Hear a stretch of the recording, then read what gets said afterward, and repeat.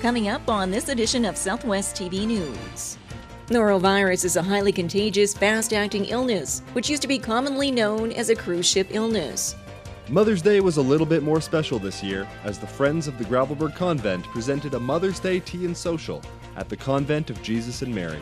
Throughout the month of May, policing agencies and SGI are teaming up for another traffic blitz, this time focusing on impaired driving.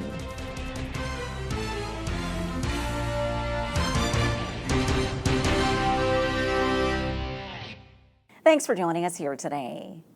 The norovirus is highly contagious and fast-acting and can be prevented by simply washing your hands. NoroVirus is a highly contagious, fast-acting illness, which used to be commonly known as a cruise ship illness. But in more recent years, it's now occurring throughout the general population, especially in medical facilities and through other public venues, as was recently seen with the outbreak status at the Palliser Regional Care Centre in Swift Current and on one ward of the Cypress Regional Hospital. The source of the illness is fecal matter, which is usually left on one's hands after using the washroom, failing to wash your hands, then preparing meals and consuming food. The virus is highly contagious and can spread to others very quickly. Well, this is it. It's very key after the washroom to wash your hands, before eating, and especially in public gatherings where you're shaking hands or touching surfaces. It's very important to wash your hands before you actually touch any foodstuffs and eat them, because you can easily pick up a very small dose of norovirus and it will give you an infection very, very easily. Symptoms of the norovirus include stomach cramps followed by intense vomiting and diarrhea, often at the same time. If you do come down with the norovirus, you're advised to stay home. Well, the key thing is, of course, hydration, because you get dehydrated very easily and very quickly with the norovirus. The second thing is, of course, maintaining as much hygiene for other people. So, of course, I'm talking about things like households, people, making sure nobody else gets it, because it is very, very contagious. So good hand wash and good hand hygiene and toilet etiquette. For most individuals, the symptoms will cease in 24 to 48 hours, while for others, such as seniors or others with compromised immune systems, the illness could be more extensive. Therefore, washing your hands is the best defense against the norovirus and any other illness. Wash your hands thoroughly and often throughout the day, especially after using the washroom, before preparing and eating meals.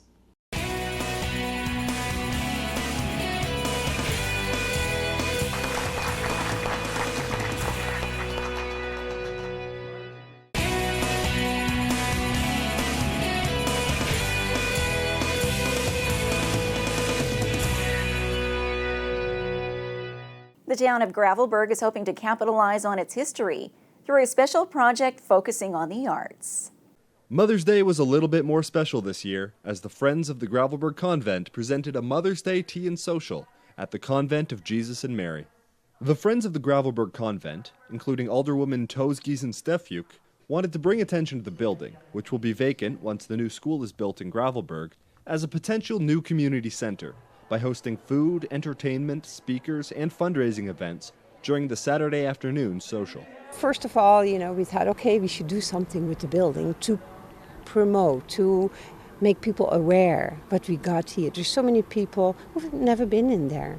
And then we got some music going on, we got a chef with food and tea, and then also we have a lottery going on, the Chase the Ace lottery, what we're going to launch today. So all those things together, makes it popular, and, everybody wants to be part of it now. As well as the main entertainment in the former Chapel of the Nuns, the event also featured tours of the classrooms, which had been converted to art exhibitions, to showcase their potential use in the future. The 4 big classrooms upstairs were empty for a long time. Were not used, it was just...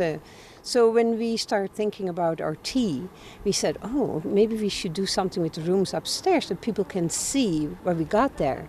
And then Lynn Holmes, she collected all the artwork, because she has a great connection with artists. She collected all the artwork, and then we put it all up there. Leading the tours of the convent was the curator of the Gravelbourg Museum, Louis Stranger, who walked attendees through the 100-year-old building, telling stories of the former inhabitants and showcasing the collection of artwork, some of which date back to the Renaissance, painted by students of some of the grand masters of the time. What we're promoting today is the use of the former chapel of the nuns, which is very beautiful. It's all woodmanship, craftsmanship from the master builders. And the wood that's here is incredible. It's all quarter oak. And so we want people to be aware of the fact that we've got this beautiful little chapel on the prairies. Today we're very sports oriented, but you know, culture counts for a lot. And culture, let's face it, is mixed in with sports and activities and leisure. I think culture is our forte because we've got a special identity, and this is all part of it. While the 100 years of history may seem brief compared to European standards, the community is already well on its way to creating and preserving a heritage that is unique to Gravelbourg. We have hardly any heritage. We're only 100 years old. You know, it's up to us to create heritage. The town is so unique.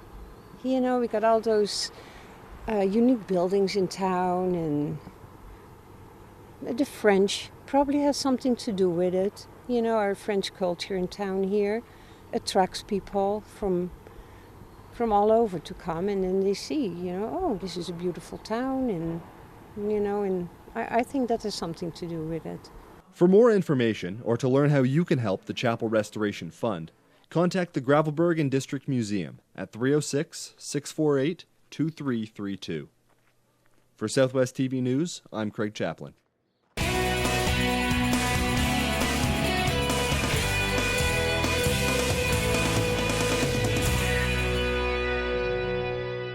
Motorists are reminded to stay safe behind the wheel as another busy summer season approaches.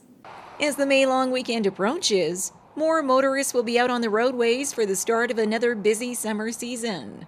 And throughout the month of May, policing agencies and SGI are teaming up for another traffic blitz, this time focusing on impaired driving. In 2014, there were 1,147 crashes involving alcohol or drugs.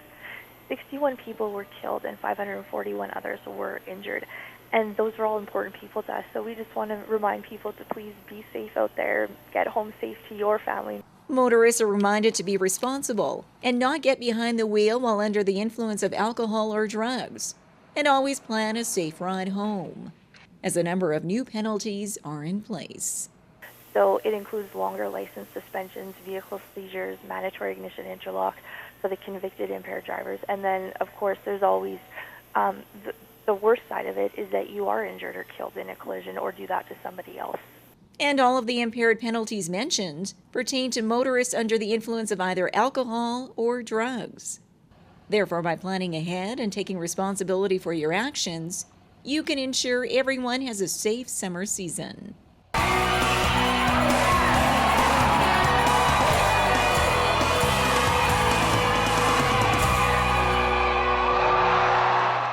Well, this brings to a close another episode of Southwest TV News, reporting the stories that matter to you.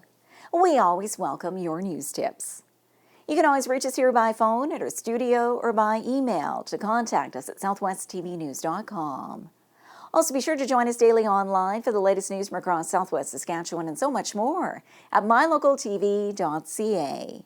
And be sure to follow us on a range of social media. Thanks for joining us here today. I'm Carol Andrews.